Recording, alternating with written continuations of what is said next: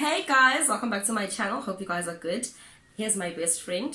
Hi everybody. Person, JJ. JJ is actually going to be helping me today because there's a couple of questions that we need to cover. This is a get to know me video. Hope you guys enjoy. Why don't on the Q&A? Wow. Okay, so I have to pause. Conversation move. I'm just joking. I'm just going to edit it very. I'm joking. So I'm going to take these off. I hope I'll be able to. They'll be able to hear me. I think they won't. Right. Okay, so guys, I'm just gonna give you a general overview, like in the beginning. So basically, okay, my name is Ortem Callahan. I am between the ages of. Listen, I'm not older than 25. Please, I hate that people always be like, "You're like 25, 26." I'm like, no. Anyway, I am not older than 25 and not younger than 21. Let's just put it that way. That's my age. I am a mom. I am a student currently at CPUT doing my second year in business information and admin. And what else? Oh, I love ice cream, guys. Like literally, that is like the gate key to my happiness. Feed me and give me ice cream. I am a girl. Like literally. Other than that, favorite color. I'm not really down for those things. Like they're very minimalistic in my life. So like I literally just like, you know, learn to blend with everything. But definitely gray, as you can see. Like I wear it, I live it, I'm it. Anyway, moving on. So JJ's gonna ask me a couple of questions. Okay. Yes. Okay. First question, right? Your name, Ortem, right? It's very unique. What does Ortem actually mean? I did a video on this, guys. Like did my you name. Really? I did, guys. Like my name actually is supposed to mean giving and receiving. But you know, parents, they trick you, they lie to you, all of that jazz. So, you know what? I'm just living with it, and I feel like I haven't met another Ortem. And I'm like, I'm the only one. I'm the only one. A special one. Right. So yeah. Okay. Question number 2. You said you're a mom. How is parenthood? Parenthood is very bumpy. I feel like How old is he now? Oh, my son is going to be 4 years old on the 27th of December. His name? His name is Cairo. And yeah. Parenthood. Back to parenthood? Okay, back to parenthood. So parenthood is a very it's a very tricky, bumpy ride, I must say. One thing about it is that I've realized that there's no such thing as a perfect parent. Like, you know, all of us have different parents, and I strive as much as possible to be the best that I can be for my son. But also, like, sometimes I do understand that messy situations can happen, and I need to be flexible and counteract those with a smile and be like, you know what, it's fine. Because at the end of the day, I want you to come back to me and hug me and say, thank you, Mom. Even though, you know, I might have not done a lot at the point in time. So I just try to be that mom. Yeah. Right. Aren't you afraid of making another guy a stepfather? Am I afraid of making another guy a stepfather? Do you think you'll be comfortable with it? You know, there are parents that don't want to move on because they don't want to put their kids in compromising positions. So they'd rather date when their child is old enough to understand. Do you think you'd like go jump into another relationship and introduce Cairo to another man and let that man be the father figure in his life? I feel like that will definitely happen for me, like at a later stage, because I do look forward to marriage. But the question of am I afraid to make another man a stepfather? I'm not, because I feel like men out there like that do exist, and they do, you know, do the most when they do come into your life and try and help you out and, you know, elevate you. So I feel like I'm not afraid of doing that, and it's actually based on whether the man in my life wants to do that or not. Obviously, if he doesn't, he must pack up and move. He must move, because I mean, there's nothing I can do. I can't hide my son. I can't pretend as if he doesn't exist. Like, he's here and I love him and we're going to celebrate him. And if you're not down for it, like, keep it moving, fam. Literally. Okay. Back to names, by the way. Why Cairo? Okay. The reason why I named Cairo, Cairo is actually a biblical name. Is it? It actually means this very point in time, or to put it in another way, this time is the best time for this to happen. Yeah, and also it also means victorious. So what had happened was, Cairo during labor, he was a very difficult baby. Like, he was huge, 4 kilos at birth, natural. Like, I'm one strong person. Yeah. But when he was born, he didn't cry. He didn't show any signs of life. We were a bit frantic, like we were a bit scared. And honestly, like, you know, with the way the nurses were like, just, you know, like, nurses are not very, I don't know, like, but when you're a young mother and you know you have a teenage pregnancy, they don't really treat you in a like a certain manner to say, okay, oh, you know, it's your first time. No, they're very hard on you. So when they threw the baby on me, like, I was like scared. I was like, is this kid gonna wake up? What's happening? And he had already been born, like, he was blue when he was born, like, literally, kid was like blue, like, you know, like what an apple munch looks like. He looked like a little mini apple munch, and I was like, he's not doing anything. I was scared, I was frantic, I was shook. And you know, in that time that was happening, I thought to myself, what if I walk out of here with no baby? So it really scared me. It really, like, after going through 18 hours of labor, only to realize there could be a possibility of not carrying a child home, stressed me out. Eventually, he did cry. Like, he did come out of it, and he did cry, and oh, I was so happy. Like, that was the best few seconds of my life. I thought to myself, God, you've been here the whole time, and I'm just so grateful. And that's why I named him Cairo, because out of that situation, he was very victorious. For me, I feel like the way everything happened, and you know, his whole existence coming about, I feel like this kid was very victorious. No matter how many things I've been through during my pregnancy, during labor, while he was being born, I just feel like he worked things out. Like, the Lord was there, and like, Cairo is Cairo because he's a very strong boy. Okay. And I really want him to, not that I want him to live up to his name, but I really want him to know and understand what it means for him. Like, I want him to know in all of his life that is the man that he's meant to be. He's meant to be victorious. Okay. So that's why I named him Cairo. So yeah. Okay. Next question. What is the most important thing to you? Like, one thing that you say, this is my prized possession.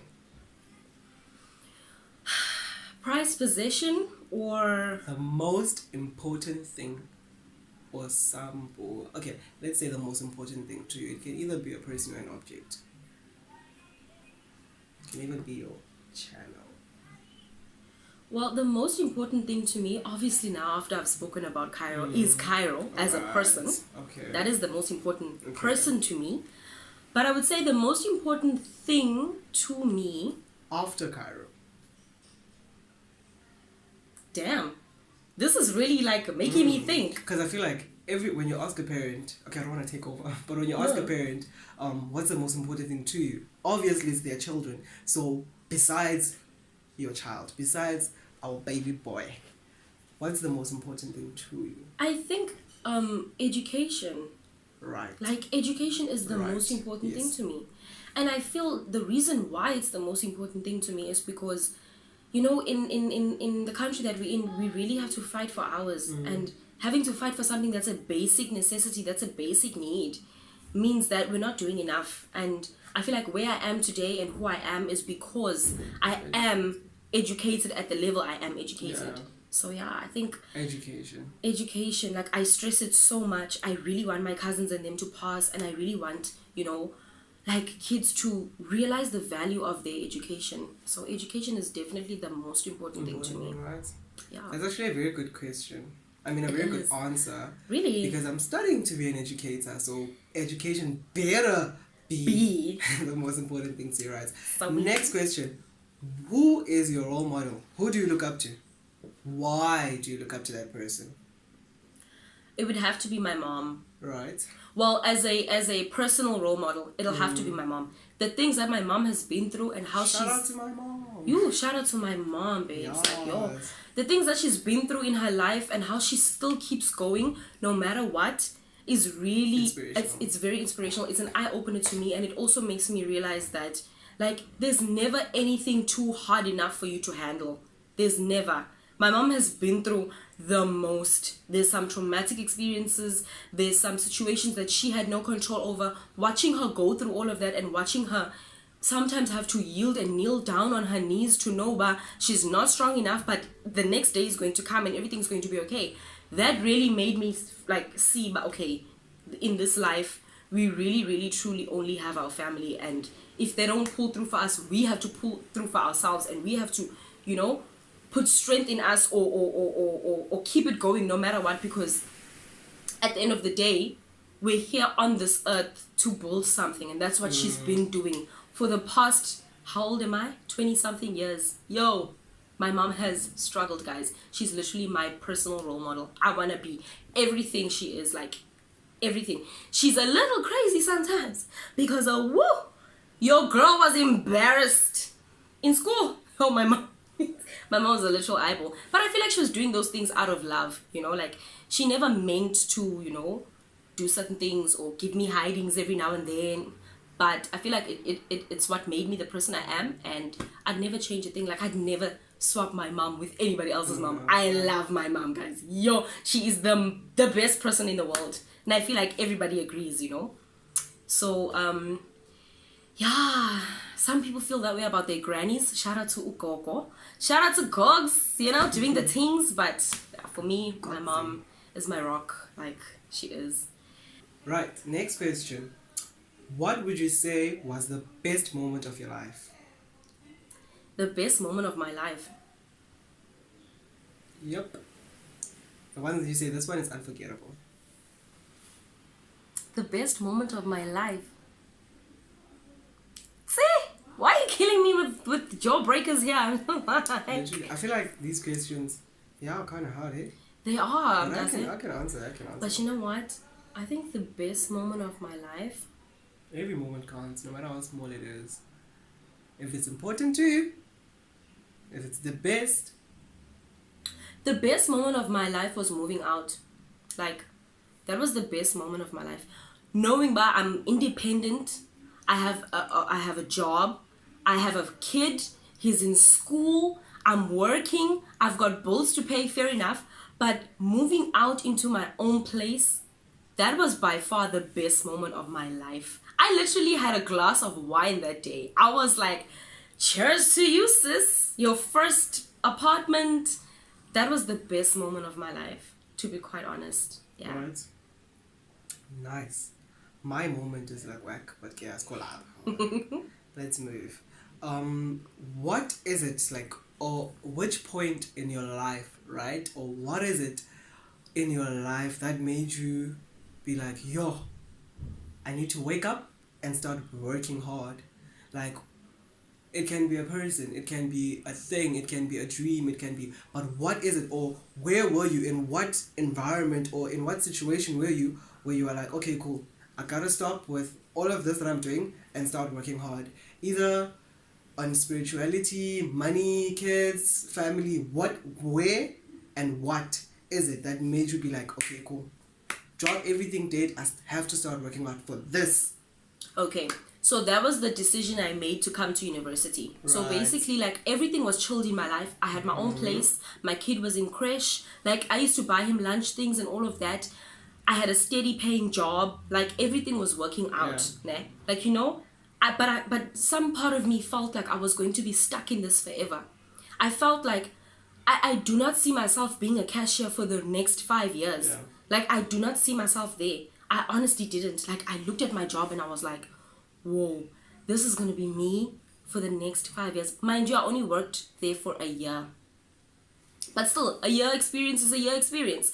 And when I looked at how life was, I feel like it was too rigid. I was not taking risks. Every day going to work, coming back from work, picking up my kid, doing the same thing over and over. I felt that everyone was getting used to the routine except me. There was an emptiness inside, and I've always felt that because of me falling pregnant in matric, everybody looked at me and was like, oh, you know, she's not going anywhere, she's not going to do anything with her life, and, you know, she's not going to further her studies. Now there's a kid, there's this, she has to worry about that. And to be quite honest, I took my responsibility head on. Like, I knew that I was bringing this life into this world, and I was going to take responsibility for it. So that's what I did. That's what I did for the first 2 years of my life. So basically, I took a 2-year gap year. And that was when I realized, when everything got to be too comfortable, that was when I was like, no, I need to go back to school. I need to elevate myself. This cannot be me for the next 5 years. So when I made the decision to come to university, I feel like that was the shifting point in my life. And that is basically answering the question, hey? Like, that was the pivotal moment in my life for me, because I gave up my flat. I put in a resignation letter. I sent most of my things. Like, guys, I literally built up my place. Like, bought a flat screen TV, bought a microwave, bought a fridge, bought a bed, bought a couch, curtains, everything. I was building myself up nice and easy, you know, getting there. Like, my place was starting to look proper. And for me, giving all of that up, like, I just started, I sold my bed, I sold my fridge, I sold my couch, I sold this, I sold that. I just gave everything up. I was like, everything. Even left my son at home with my mom. That was the hardest thing for me to do, but I did it because I knew that wherever I go in this world, if I don't have an education behind me, I have nothing to fall back on. What am I going to do? How am I going to provide for myself should I ever be stuck? So that was the turning point for me in life, coming to university. Okay, so the jump from actually earning a salary to coming to study was hectic, because now, I don't know if you've noticed this in your own life, but whenever you have a certain amount of money, you always budget according to that money. Then when you have more money, your expenses just automatically increase. Now when you drop your budget from that, like, it's like from 100 to 0, it's just like, gotta live with it. Well, and also, as much as I came to university, I couldn't really expect much from my mom, because my mom has a lot of responsibilities on her plate as well. So for me, it was drastic. I cried, actually. Really? Oh, I cried because I felt like, what am I gonna do? I can't give my mom money. Like, you know, I can't buy myself things anymore. Like, I can't spoil myself. I can't spoil my son the way I used to. I literally have to look at my basic needs. Like, basic, I had to lower down and be like, basic. Like, you're a basic biatch now. So, hectic, stressful, but I feel like, all in all, there's more to be made. So greater is coming, and I just feel like once I get this degree, everything will be popping and life will make sense again. Okay. Right. You have a YouTube channel. Why? I'm a very creative person. I feel that having a YouTube channel lets me release my creative energy, and I'm not sure what it is exactly, but I used to be into poetry and things like that. So now I really need to be more comfortable with looking at myself or seeing myself from another person's view. And I love sitting and watching my own videos because it makes me see how I can get better. The reason why I started a YouTube channel is so that I can learn more about myself. I'm not sure whether I'm an introvert or an extrovert. I have a dynamic personality. It's very bold, it's very out there, but I need to unpack and rediscover who I am. So if it means that I have to do this through a channel, then so be it, because I really am on this self-love journey. And I hope that whatever I talk about here, whatever stories I tell, whatever advice I leave behind, I really hope that it helps to inspire the next person. And also, I really want people to watch with the intention of learning something, of gaining new knowledge, of seeing that things do not always have to be done a certain way. There's many different varieties and ways and methods of doing things. So yeah. Okay, cool. Alright. Okay, what is the plan? Where are you going with this YouTube channel? What is the dream about it? The dream for the YouTube channel. Yeah. Well, the dream behind the YouTube channel. I really want to make it more conversational based. I feel like there's a lot of things that people have within them that they want to explore, talk about, unpack, you know, lay it all out on the table. And that was like the whole plan for the YouTube channel. But then Rona happened, and Rona is just like, people cannot. So it's like, ugh. But anyway. Never mind. That is still the ideal plan for the channel. People to just come and talk. I honestly have a low-key dream to be a talk show host. I literally want to sit and talk the whole damn day. I do, like, honestly. And I feel like it makes me happy. Talking makes me happy. Talking about things, getting emotional, getting psychological about a few things, like, you know, looking at things in different ways, entertaining conspiracy theories. Like, you know, I can entertain a conspiracy theory and be like, yes. You know, I actually sat and thought about it. I'm like, okay. You can do this. So, yeah. Okay. Next question, right? Okay. Are you seeing somebody? Oh, I'm Jolo. Are you seeing somebody? You want to know, who are you seeing? Who are you with? I'm actually not seeing anyone. I'm not in a relationship or anything. I'm single. Are you sure? Very single. But here's the thing. I have been dating a lot lately. And I haven't been dating a specific person. I've been on different dates with different people. So I'm really getting the feel of the whole dating vibe. I'm enjoying it. I actually love the fact that people take the time, come spoil me, take me out. I get to get ready. I get to get excited and all of that jazz. Okay. Like, it's just right now You just going haven't on found dates. someone to say, okay, I'm sitting down. You are the one that I'm placing in this little heart of mine. Like, not exactly you're the one that I'm placing in my heart. I just feel like I'm actually dating to find out what it is that I like. What it is that ticks me off about a person. What is it that rubs me in the wrong way about you? Because, to be quite honest, I'm really discovering a lot about myself, and I feel like dating for me, I'm not going out there looking for the right person, expecting that the right guy will come to me. No, I'm just going about it as anybody, like, you know, would in the dating industry game. Yeah. Okay. So it's really it's really all about figuring out what you want within yourself. What are you willing to put on the table, and what is it that you're looking for in the next person? Yeah. So yeah. Talking about dating, when am I getting a wife? I'm joking. Right. Talking about dating, still talking about dating. What is it with tall, dark, and handsome men for you? What is it? I know, perhaps you kinda. Tall, dark, and handsome men. Yes. Do you like tall, dark, and handsome men? Honestly, no. You don't? I would actually date a short guy. Like, Really? shorter than me. Are you I serious? really don't have a thing about height, guys. Like, really. Like, Honestly? the height thing doesn't get to me. Okay, let's get to race. Race. Yes. Someone had an assumption that you are only with coloreds. Then, okay, someone had an assumption that you're probably with like coloreds only. Now, we kinda see dark. What's going on? Oh. What is your preference? What is your preference when it comes to like race and all that? My preference. I This is the second last question actually. I'm into black guys. Like, I am. Literally. Like, the whole chocolate vibe was just like, come It's here, in it for honey. you. Yeah, it does it for me. Like, It's the chocolate for you. I've dated like maybe 2-3 colored guys in my life, and nah, I'm not going back there. Like, I don't see myself dating another colored guy. Like, well, like, you know, if a guy is determined and he professes and he, you know, proves himself, then maybe we can take it a step further. Right. But I do not see myself dating another colored guy. it's not for me.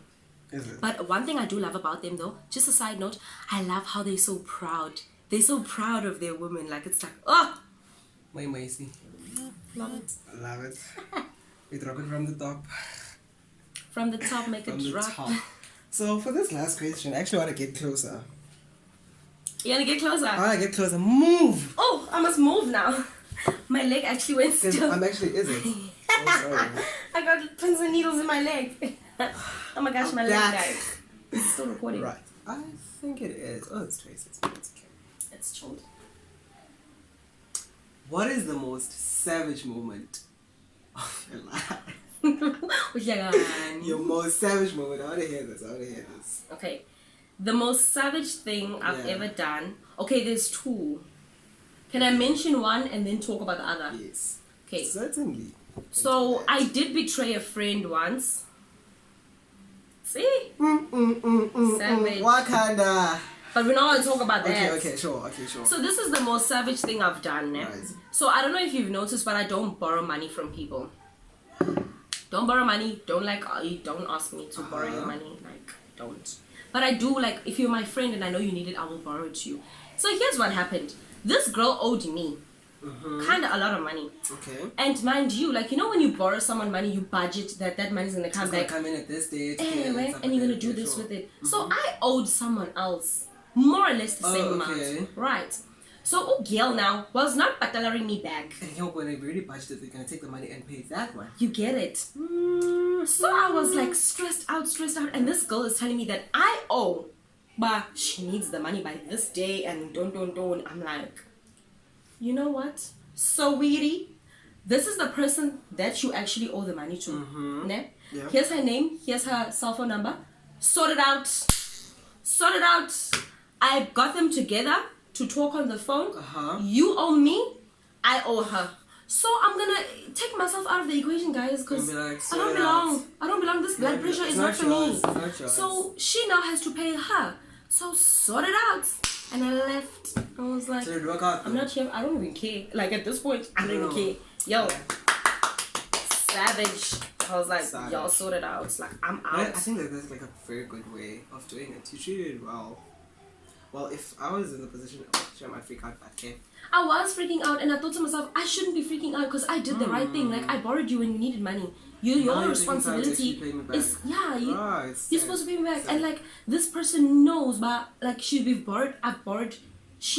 borrowed me money before. So she knows I'm not a person to like slack when it comes to paying. So she was like, what is going on with him? Like, this is not even you. And I'm like, I know, fam, it's not me, literally.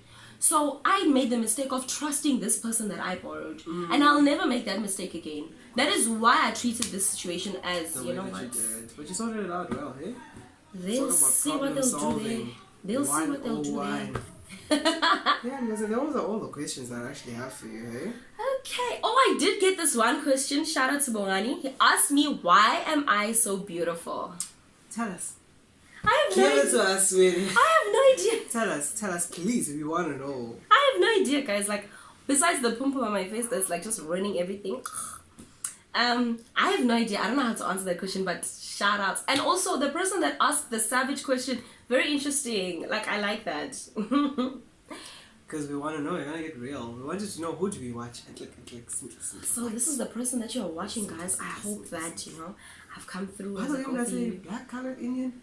I'm actually, I'm a mixed masala. You know when you see biryani? Think of her. Think of me. I am biryani. If biryani was a person, it would be me. Biryani. That's what I am.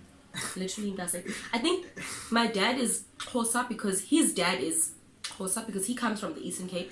Then his mom is colored. She comes from Bromfontein or something like that. So there's my dad. Then my mom's mom is white and her dad is Indian. So there's my mom. And then my mom and my dad, there's me. So I don't know what I am. I just know that there's ilachi pips, there's turmeric powder, there's cinnamon sticks, there's yellow rice, there's don mutton potatoes. Because I have, mixed.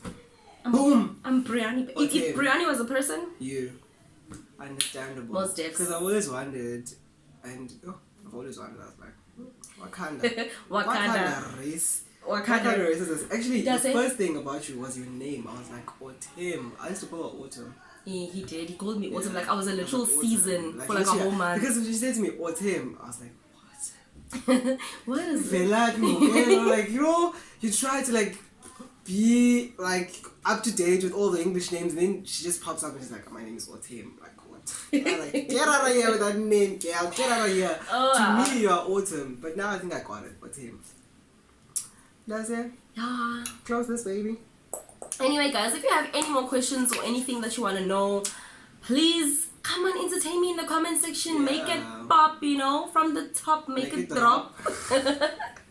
And please subscribe to the channel, guys. That's an inside joke, by the way. Please subscribe to the channel, guys. If you liked, hit the like button. If you want to see more videos, tap that bell notification and subscribe, guys. Hope you enjoyed.